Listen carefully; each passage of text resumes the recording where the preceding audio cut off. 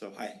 So integrating theory, lived experience, and pragmatic application, this talk explores how Ninpo Taijutsu, a Japanese martial art that I've trained in for a little more than a decade, can be understood not only as a system of self-defense, but as a praxis for cultivating ecological awareness in a disconnected world.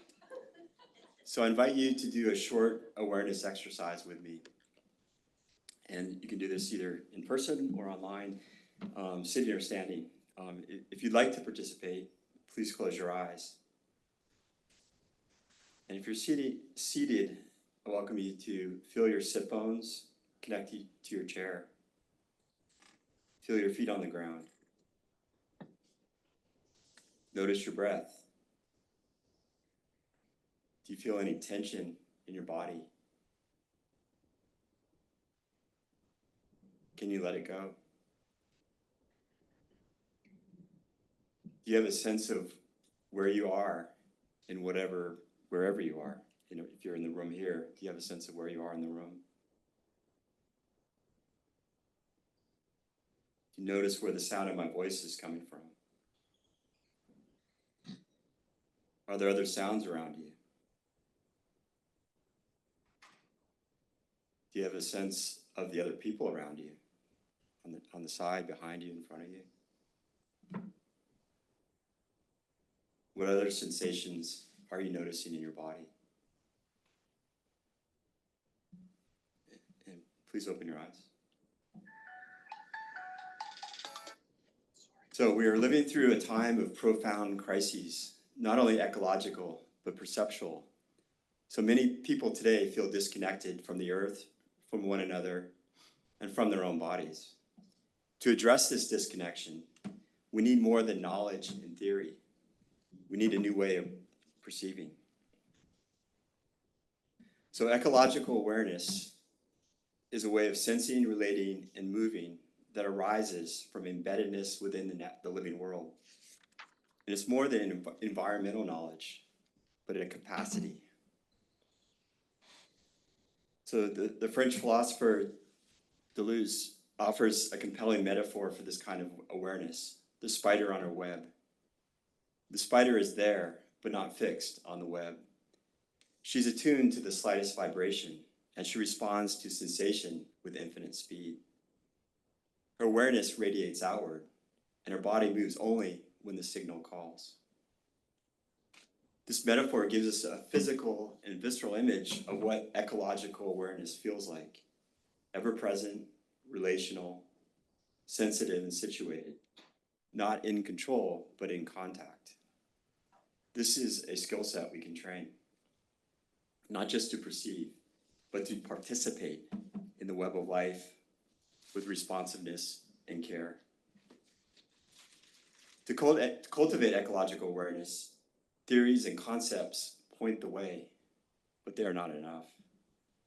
It must be practiced, refined, and embodied.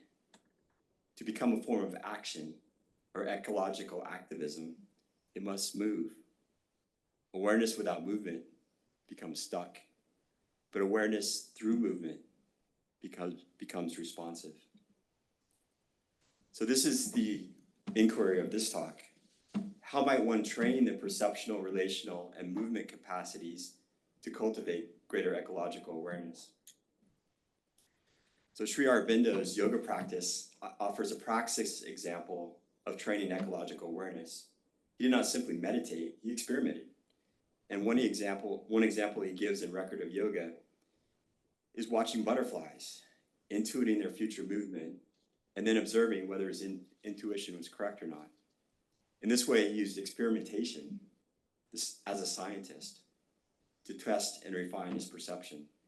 So this is one way to cultivate ecological awareness: by being in nature, observing, noticing, learning through direct engagement. Unfortunately, most of us do not live in forests or ashrams. We live in cities and communities surrounded by glass, concrete, screens, and constant stimulation. So the question that arose for me is, are there other ways to train these capacities for ecological awareness when not in natural spaces, in everyday life? So this question is what led me to consider Ninpo Taijutsu as a practice for ecological awareness. So using seed and soil as a metaphor, I planted myself in this practice since 2014. And like any ecosystem, the qualities of the soil shape the growth of what's planted. And I found this practice to be very rich soil for cultivating awareness. So my dissertation research investigated my experiences with Ninpo Taijutsu as a technology of the self, Michel Foucault's concept of an intentional disciplined practice of self-care. And for me, it's been a practice that has transformed not only how I move, but how I perceive, relate, and respond to the world. To understand why I chose this practice, it might help for me to tell you a little bit more about it. So what is it? It's the body skill, movement, and technique of the Japanese ninja. It forms the basis of ninjutsu, the martial and self-protection systems that included unarmed combat, weapons, deception, intelligence gathering, and spiritual refinement. So you can think of it as sort of the underlying movement system. The historical ninja were not warriors in the conventional sense. They were observers, spies, adaptive survivalists. And from this historical context emerges the advanced skill of imperceptibility, the ability to blend into the environment and disappear from another person's perception, not just visually, but through the body, the nervous system, and field of awareness. So how does all this connect to ecological awareness? I will argue that ecological awareness is essential in all martial arts. A martial arts encounter, even in training, is an ecological system. It's an interaction among at least three forces in an environment. There's usually an attacker, a defender, and there's always gravity. And gravity is always there, and it can either work with you or against you. When attacked, a defender must be attuned to subtle cues such as, what is the other person's intentions? What are the possible openings or affordances that can be perceived? And awareness of one's own vulnerabilities. Where does the other person have access to my vulnerable areas? This attunement and awareness includes not only sight, but touch, timing, proprioception, and what we might call intuitive sensing, such as the felt senses of threat, safety, and potentiality. So in this photo, my teacher, Dennis Mahoney on the left, has moved inside an attacker's space to access their vulnerable center while protecting his own. While participants in popular combat sport martial arts like MMA or Brazilian Jiu-Jitsu may have incredible skill and fitness, they usually train for competitions, and with competitions, there's matched weight classes, usually weight classes matched by gender, and also rules.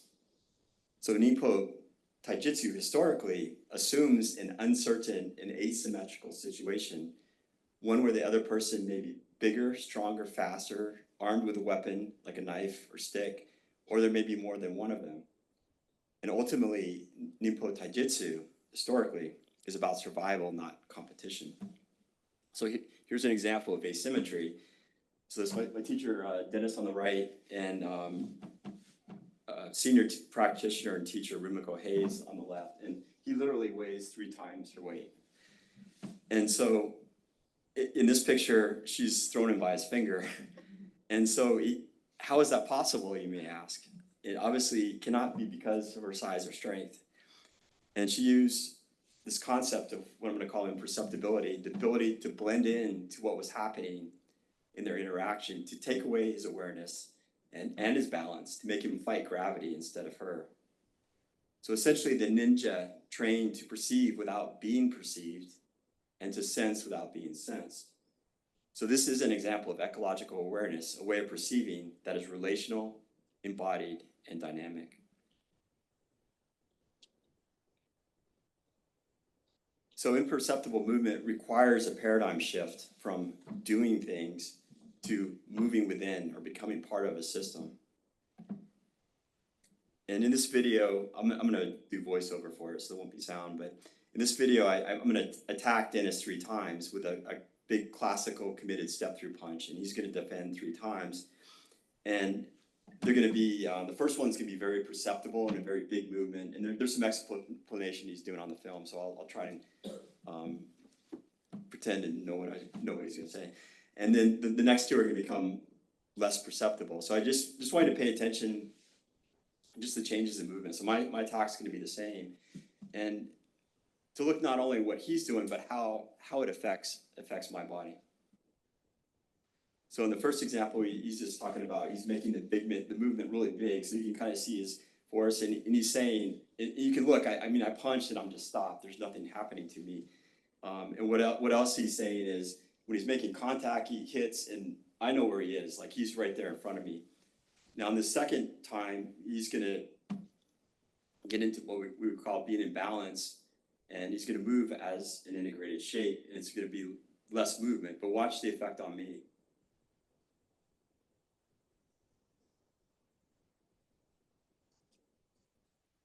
So he didn't move very far, but in the first one, like I punched and I just stood there. And this one, you can see I actually started to fall forward. And what he's saying now is he actually made the movement bigger than it needs to be, so you could see it. So he's going to do it a 3rd time with even less subtle movement. More subtle movement, I'm sorry. So in this last example, so my intention is to hit him. If he doesn't move, I'm going to make contact. In the last example, I even fell forward even more, and actually I fell into his fist. So I punched myself with his fist.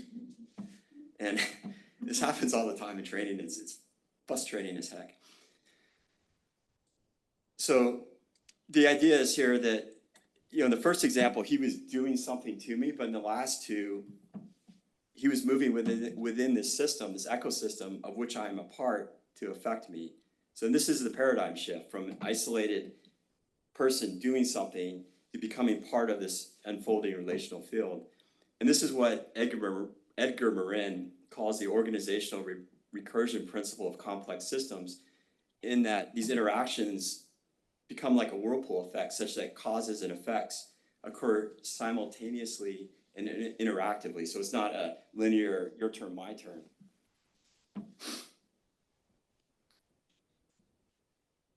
So what are the qualities of this imperceptible movement? So these are qualities that I've observed, experienced, and experimented with.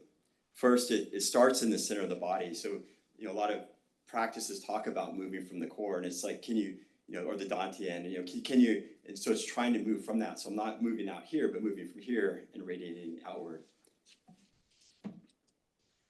It uses gravity and changes in balance to move, so not muscular force. So, I mean, and this gets into like culture, like American culture, when we walk around, we typically kind of bounce up and down, and it's very parabolic, so you can actually predict where it's like, if I throw a ball to you, you know the path of it, your brain can predict it, so you can catch it. So when we move like that, it becomes very predictable. But there's ways to move with gravity such that the person can no longer predict. It's very quiet and soft, below the threshold of noticeability. So like in that last video, the 3rd time, he barely moved at all, but it still had an effect. And from my perspective, I thought he was still there until he wasn't. And so together, these create unpredictability and uncertainty. And then ultimately, it's movement that flows within the ecosystem. So it's not separate from it, it becomes part of it. So this is go into more of a direct example of ecological awareness. And one of the belt rank tests in the art is called the Saki test, and it evaluates a practitioner's ability to sense and evade a sudden unseen strike delivered with harmful intent. And so we're going to demonstrate it. I mean, typically it's done, the person taking the test is normally kneeling, facing away from the person behind them, who usually has like a training sword, but they're striking down. So we're just going to demonstrate it standing up. So the first time I'm going to be doing it, what I would say out of balance. So I'm not, really connected to what the environment. And then the second time I will be. So we'll see what happens. So just notice the difference in my responses. And in both cases, he's not telling me when he's going. So there's no verbal or, I'm trying to sense when he's about to strike.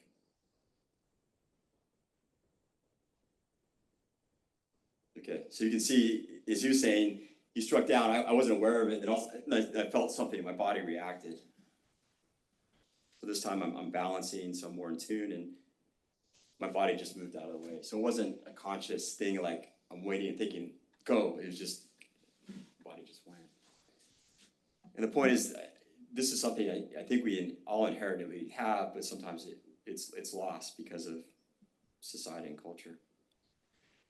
So why do I want to use this as a qualitative lens, this idea of imperceptibility with movement? So movement provides observable and felt feedback, so I can have an experience which facilitates learning.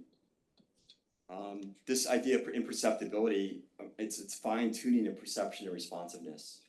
And this fine-tuning is ongoing and iterative, so it's not like a destination, but an ongoing process. And then because of this high level of awareness, I'm interacting, in this case, in a training situation, like I just showed you, it must be ecological. And so what I'm talking about, I'm using martial arts, but I'm not talking about just skills from martial arts. These are principles, these ideas of imperceptibility leading to ecological awareness can apply to everyday attunement, such as sensing tension if you're in a conversation before the conflict that escalates, moving safely through crowded spaces, having that awareness of where you are and where other people are and what they're doing, protecting oneself in a noisy or toxic environment.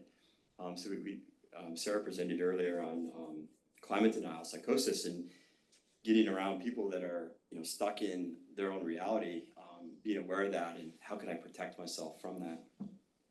And then a final example is softening one's steps. I move, there's ways to move, so I'm not moving as a parabolic arc, but can I move so it's softer, I land softer. And when training, it actually translates into being physically quieter on the mat. You don't hear yourself, versus kind of, which is how a lot of people move in this culture. So when I asked Dennis and my other teacher, Teresa, about how one becomes more imperceptible, that they explained it requires this movement refinement. In other words, can I accomplish whatever I'm trying to do? Maybe it's just to move out of the way or not run into somebody, but do it with smaller and smaller increments. And so learning to become more imperceptible is an ongoing process of experimenting. Again, going back to similar to Sri Aurobindo, experimenting with perception, relationships, and movement, and just kind of walking through like a typical training experience looks like with Dennis and Teresa. So we start with a goal. So the goal may be, I just need to move out of the way so I don't get punched. But how can I do it? Instead of moving out of the way, maybe I just move that far. So just a little bit. Experiment. Observe what happens. And then after each experiment, ask, did it work? Why or why not? And for me, what I realized, it's about noticing the small differences. I mean, movement has the advantage of it's observable, so I'm observing it, and I can go back and watch myself on video. My teacher's observing it, but also there's the sensation. So what if I push off to move, I land hard and I feel my body gets out of alignment. But if I can do it subtly, maybe I stay in balance. And then recognizing habitual patterns. And the majority of my training right now is just becoming aware of habitual ways of moving that I'm not even aware I'm doing. But then, until I become aware of them, I can't change them. And then ultimately, it's an iterative process of try it again, adapt, and keep going. This is what I believe Duluth and Guattari call experimentation in contact with the real. So it's more than just a methodology, it's also a mindset. So I'll offer a final metaphor.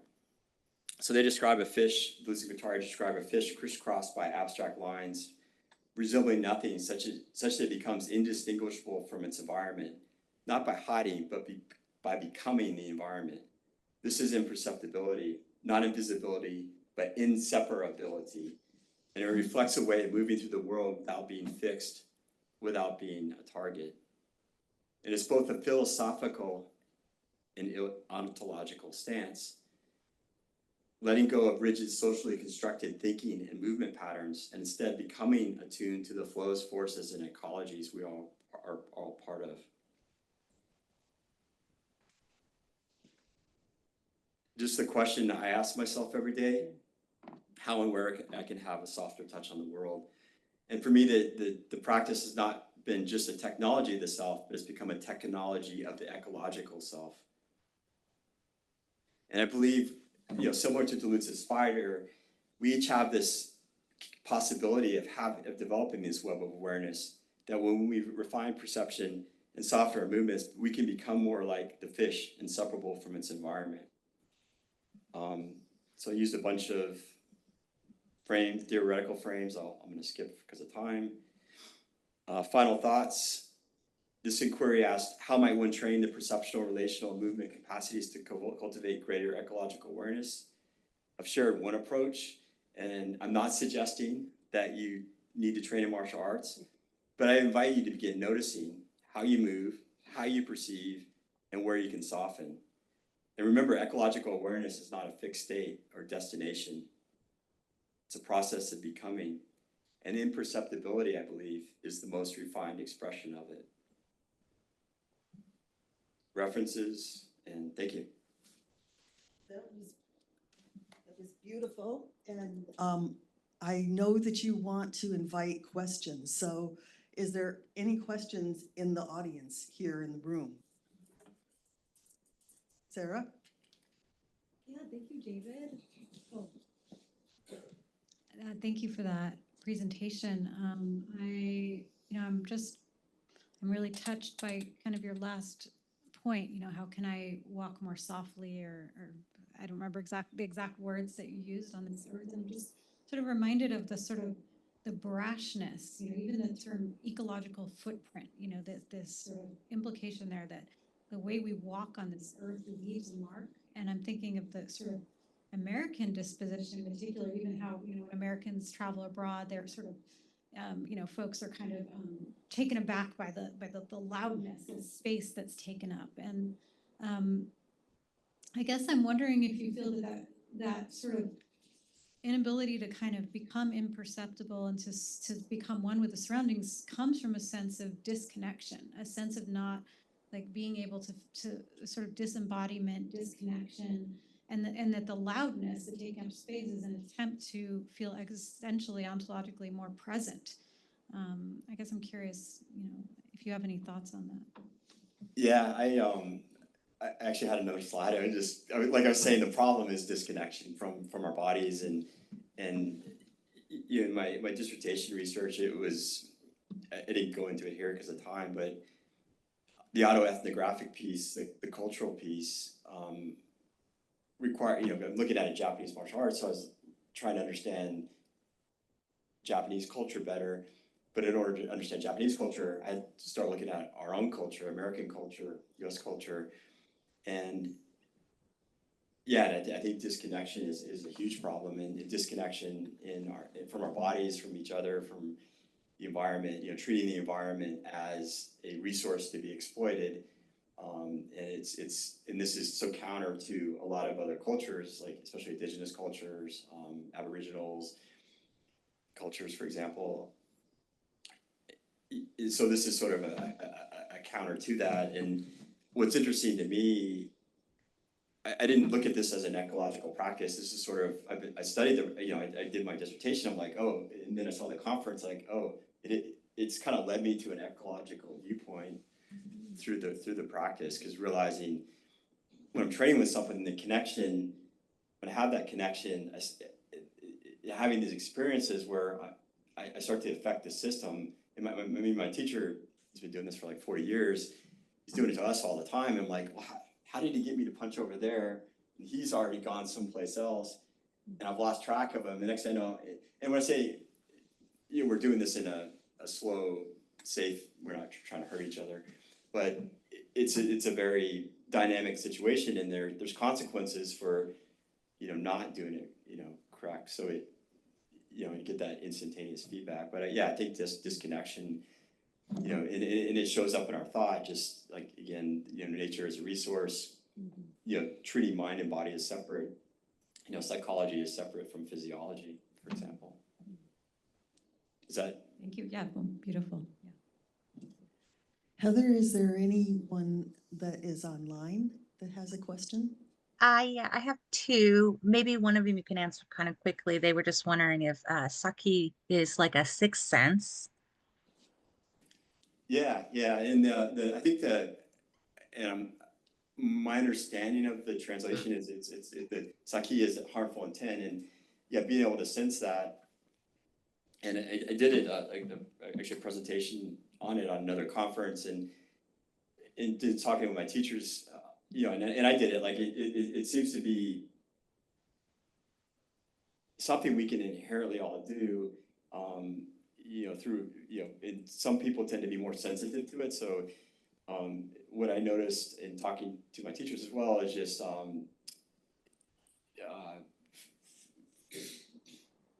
those with female bodies tend to be more sensitive to male. So that may be a cultural thing too. Or somebody that has a history of like physical trauma is going to be more sensitive. But yeah, I would say that because there's no verbal warning. It's just, and if when I've done it, when I think about it, like, and I start getting into my head, I can't do it. And my teacher talks about, the first time he tried it, he was thinking about it, and he had a thought I should move, but he didn't. It was too late, and he had the sword come down and just smack him on the head. So And the last question was that they love this. It reminds them of shamanic lineages that they've trained with. And they were curious if you could see this kind of training affecting people's ecological worldviews. yeah, I mean that. I guess my position would be it for me, and I can speak to my own experiences, and just the realization that I am connected in the training context of realizing what I'm doing has an impact on the other person, intentional or not, and by blending in, it allows me to fit in, and so I think it does translate out for me. It translates outside the training place into realizing that what I am doing, if I'm driving, and I flew here on a plane, that there's an impact on the environment, and then how do I, this idea of having a softer touch on the world, how can I move through more softly? And for me, it's turned into this awareness, or this. There's a slide I took off too, but somebody asked me 2 years ago, like, how has the training changed me? And I thought, the first thing that came to mind is like, I observe everything most of all, or myself most of all, and the idea being, it's made me more attuned to what's going on around me, but as well as inside me, and led me to be more habitually aware of, what am I doing? How is this affecting other people, or what's going on around me? How is it affecting me? So I would say for me, it's actually led me more, again, as an ongoing process of becoming towards a more ecological worldview. Well, thank you. That was really brilliant. And if there's more questions, maybe you could talk during the break. So for interest of time, Heather will introduce Vaughn Wilkin. David, thanks again.